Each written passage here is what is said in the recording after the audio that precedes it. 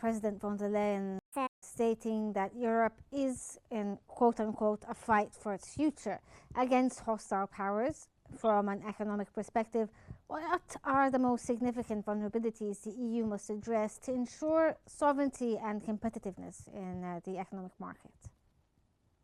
I think the main challenge is about unity, is about delivering foreign policy and defense, common defense strategies. And this is the main defect where there is no unanimity among the European countries. And this is hindering, in fact, the capability of the European Union in facing the dangers it's already facing. As we saw yesterday, Poland suddenly was overwhelmed by a big number of Russian drones. So in brief, I can say that the main problem is the need to elaborate new systems for approving decisions that are really vital and making a kind of a process for a better decision-making reliability. And I think this is the main challenge. Okay, well, and how about the effectiveness of tools like targeted sanctions and trade restrictions, as it is proposed against human smugglers, for instance, and Israel, in achieving geopolitical goals? What are the potential economic risks or blowback for the EU if they go ahead with these sanctions? I think in terms of sanctions, they are effective. In fact, they cannot change the paradigm going on the ground, neither with Russia nor with Israel.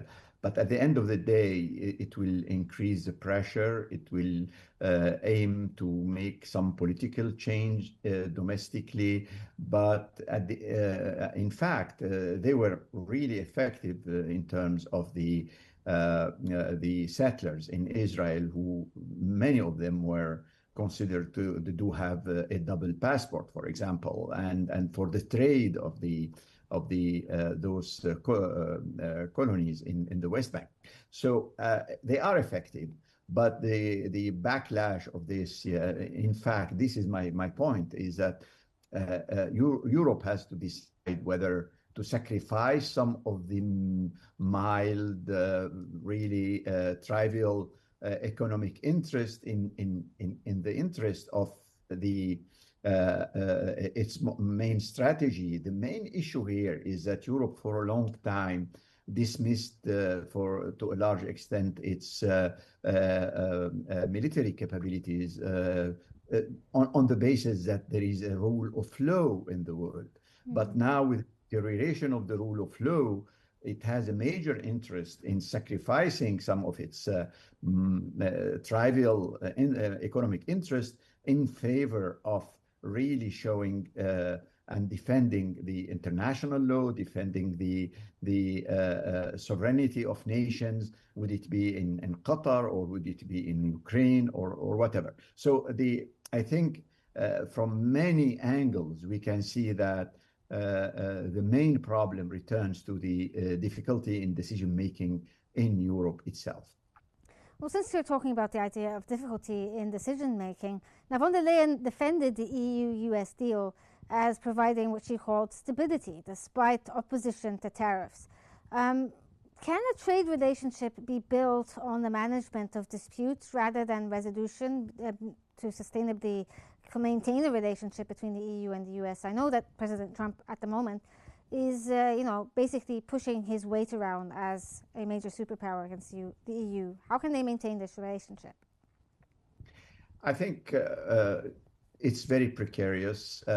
In fact, Europe managed to really support Ukraine when the leaders of the NATO gathered, and there had been a repeat of the commitment of the President Trump vis-a-vis the pact of the NATO, and then afterward they met in the White House with Zelensky, etc. They saved the NATO in a way or another from a potential withdrawal of the United States from the NATO. So it's a very precarious situation, but no one is unifying the West. No one is unifying Europe and the United States like Russia.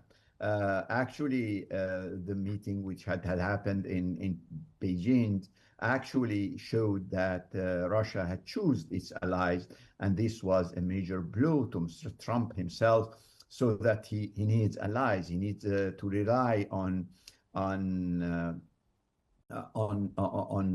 his friends, and practically all his friends, would it be Modi or Putin or even Kim Jong-un, proved to be quite adversary. So now the need for the United States for its relation with Europe is much more, it's increasing.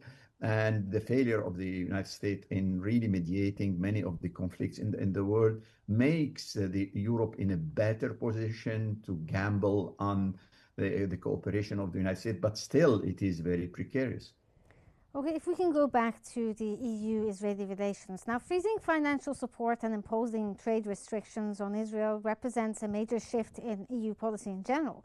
What would be the immediate and long-term economic impact on the EU-Israeli trade relationship, which was about 46 billion euros worth in 2023? And do you think this may also affect trade relations with other allies like the US? I don't think too much, but it will. In our assessment is about it will affect in terms of about 15% only of the volume of the exchange, because practically Israel had been integrated to a large extent in the European system. So it won't affect very much, but it is the more it is targeted, the more would it be effective. So I think it is signaling. What the importance here is the signaling that Europe is really distancing itself from the atrocities that Israel is committing in Gaza. And the political dimension here is much more important than the material economic aspect. So I would say it is important. It is an indication, but the big test for all this would happen in the United Nations in few days, actually, regarding the meeting led by Mr. Crown Prince Mohammed bin Salman and President Macron regarding the two-state solutions. And this would be a major blow, where the European Union had been very much active in promoting this process. And I think this is what's important. Backing it with some economic dimensions is important, in spite of the fact that economically it won't be drastic.